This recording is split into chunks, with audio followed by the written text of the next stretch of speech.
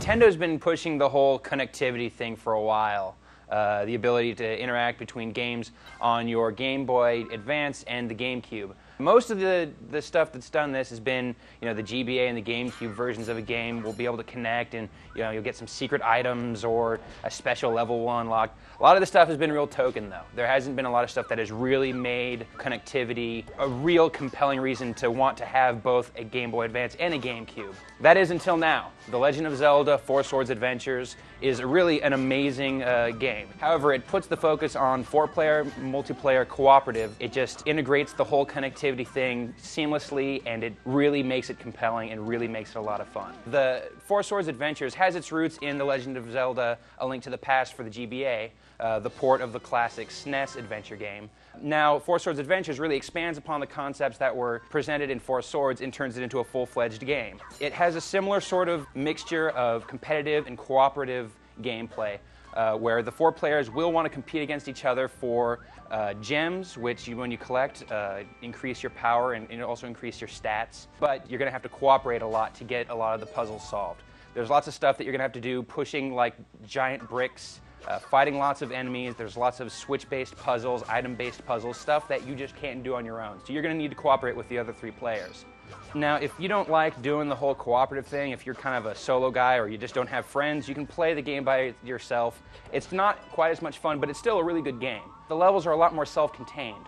Instead of having, statistics or items that carry over from level to level, each level is its own thing.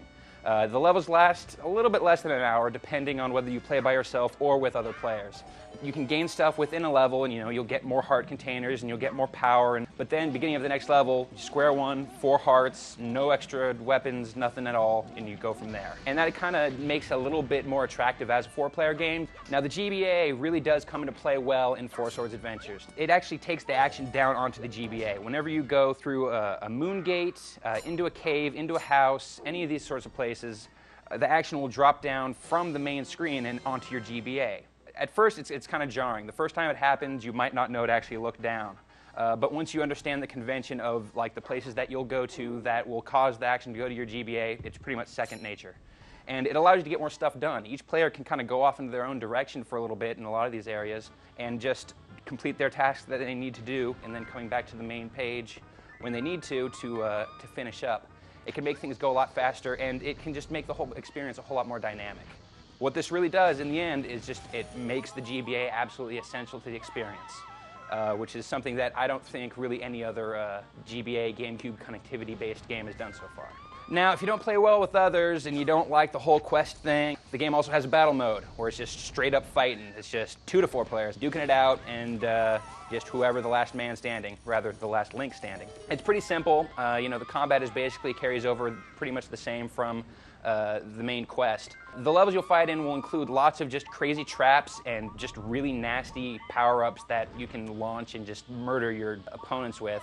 So that kind of makes things a little more interesting. Really, it's an aside. The main adventure, the Four Swords adventure itself, is really the draw here. Now, Four Swords Adventures is essentially based on Four Swords included in The Legend of Zelda: A Link to the Past for the GBA. So the main parts of the graphics are pretty much GBA quality.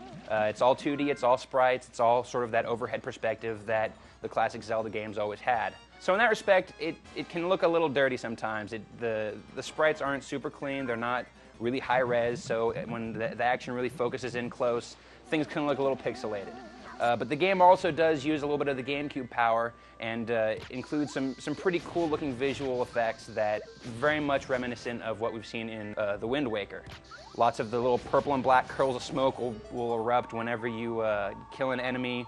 You'll have a nice variety of flame effects. There's some other just nice little visual effects that are included in there, which kind of elevate things. It makes it look a little bit nicer, but at the same time, they don't necessarily mesh particularly well with the 2D graphics. It's all stylistically the same, but just there's a certain resolution quality between the stuff that originated on the GBA and the stuff that's coming from the GameCube that you can just really tell, and it kind of takes you out of the moment. It has definitely a negative effect on the overall presentation. The thing about The Legend of Zelda: Four Swords Adventures that kind of separates it from other of these connectivity-based games is, one, it does an incredibly good job of integrating the connectivity-based elements into the main gameplay. It's not like this stuff's been shoehorned in. You get the feeling that this game would not be as good without this stuff, and that is absolutely fundamental to it. Another thing is that it's just good. It is just a fun game. There is certainly a little bit of a hardware novelty to it with, going back and forth between the GBA and the GameCube, but the bottom line is that if you only play it by yourself and you don't take full advantage of the connectivity and the 4-player cooperative play, you're not going to get everything that you need to get out of Four Swords Adventures.